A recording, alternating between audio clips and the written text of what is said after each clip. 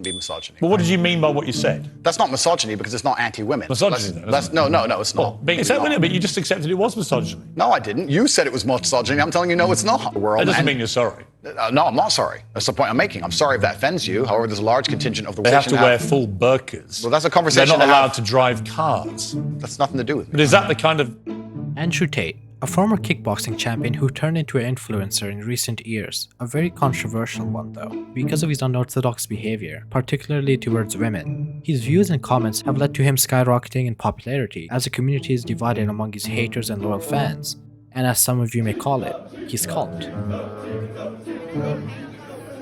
Andrew Tate has been called a misogynist for his comments against women in a rather hateful manner, which led to him being silenced, which is a fancy way of saying banned, by all large social media companies as well. However, his presence is still felt around the globe, whether he's banned or not. So because of his fancy lifestyle and bizarre ideologies, this has attracted a lot of hate towards him, with many mocking and ridiculing him. He even attacked men who were too attached or sympathetic towards women, especially towards simps. Yeah, those weirdos.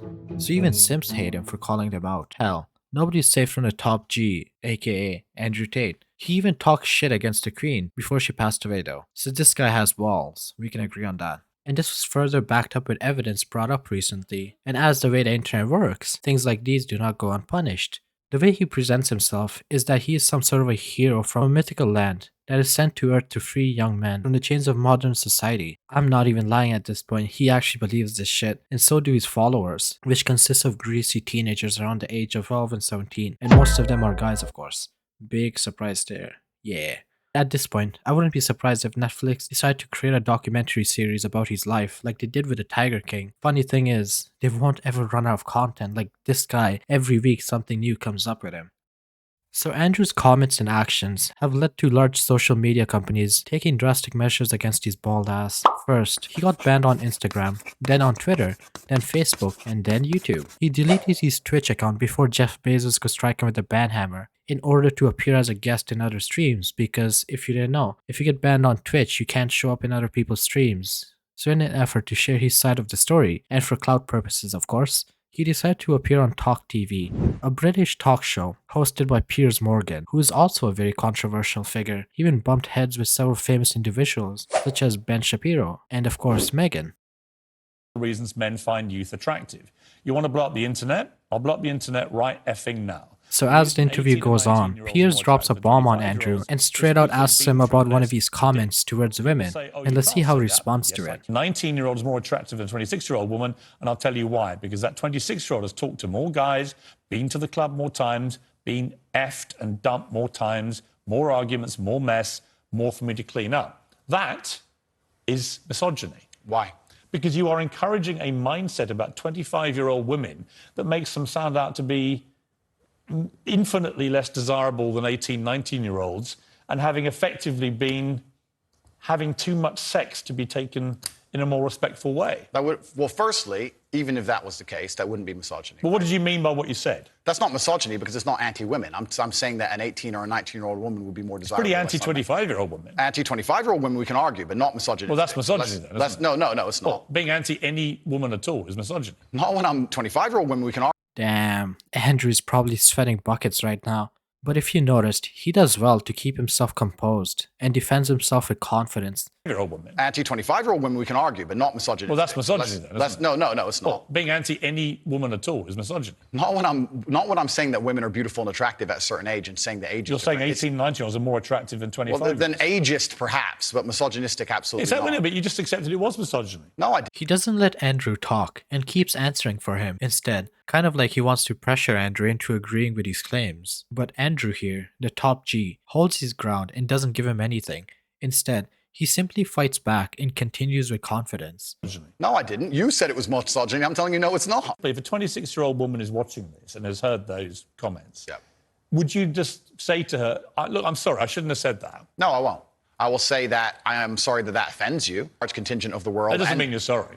No, I'm not sorry. That's the point I'm making. I'm sorry if that offends you. However, there's a large contingent of the world that believe that, and I was mediating for a conversation. Parts of the world that believe that about 26-year-old women are parts of the world where women are not allowed out on their own. That's a conversation. They have to wear full burqas. Well, that's a conversation. They're not allowed to drive cars. That's nothing to do with it. Bit of hindsight, I wish I hadn't said it like that. And if a 26-year-old woman's watching, I'm sorry I said that, because that actually is blatantly misogynist. And even though that's a view held by other parts of the world, it's not a view I share.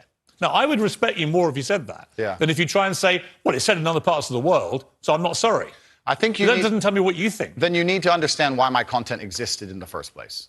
My content existed because I tried my very hardest. I feel like this was some sort of an ambush. Like Piers Morgan just wants to assassinate Tate's already ruined character even more. But the way he's doing it and the lack of foundation just makes him look sloppy. And it does the exact opposite of what he's trying to do. That is, if he intended on ruining Tate's image. Power comes responsibility. I still believe the things I say. I do not want to be a negative force for the world. I also understand that I am a man who's lived a very difficult, nuanced life, and I am capable of making nuanced points that may be misunderstood by teenagers. However, that can be said about anybody and everything. Every opinion online can be misunderstood by children.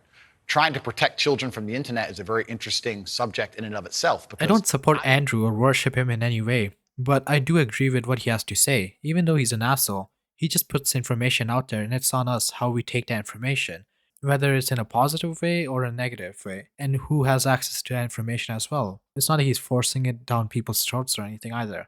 This week found that a 14-year-old girl, Molly Russell, died from an act of self-harm while suffering from depression and the negative effects of online content. The coroner said she was exposed to material that may have influenced her in a negative way, and in addition, what started as depression had become a much more serious depressive illness, and she very sadly took her life. First of all, what is your response to that? Nothing to do with you. That's the first thing. It is nothing to do with me. Piers tries to indirectly associate Tate with the suicide of a 14-year-old girl. Like, what? You can sugarcoat that all you want, but you know what you did. The reason he starts off with, hey bro, it's not related to me, is because Piers Morgan's viewers might actually get the wrong image and actually think it's related to him. That's why he just wanted to clarify that. But apart from that, like, wow, this is so low. Why would you do that? And this isn't the first time he did this. Even Ben Shapiro accused Piers Morgan of referencing dead people to make a point. Hell, he even brings up burqas and women not being able to drive. Like, come on. How is this related to Tate? It's not like he's a dictator running some country or something. At this point, it feels like a police station interrogation, where the cop forces words into your mouth to get you to give them something. Now where's the good cop? Or where's the double-sided mirror, where the camera's hiding? So in the end, Andrew was brought on, and Mr. Piers wanted to destroy him, and just throws all these claims at him. Obviously, he could have tried better, but no, he just throws random shit at Andrew. Then when he realizes that it's not working, he just gets a bit more aggressive and stops him from talking, by either changing the question or just talking for him and constantly interrupting him. I guess Andrew is just part of the audience at this point, because he literally just has to sit there and listen.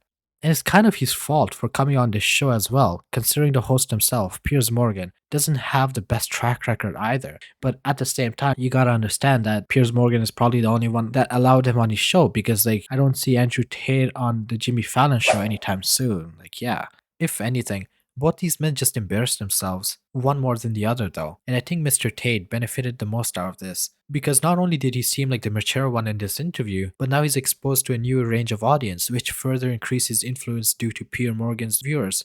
Whether they hate him or like him, now more people are going to talk about it. And for Piers Morgan just to throw allegations like that, well, it doesn't look good. If anything, it just makes him look weak and allows Andrew to take the W. So what do you think about this interview? Do you think Andrew Tate deserved to explain himself a bit more? Or did he need this kind of an eye-opening interview? Let me know your thoughts in the comment section below. And that is all for today, folks. I am signing off. Stay safe and have a great day. Bye.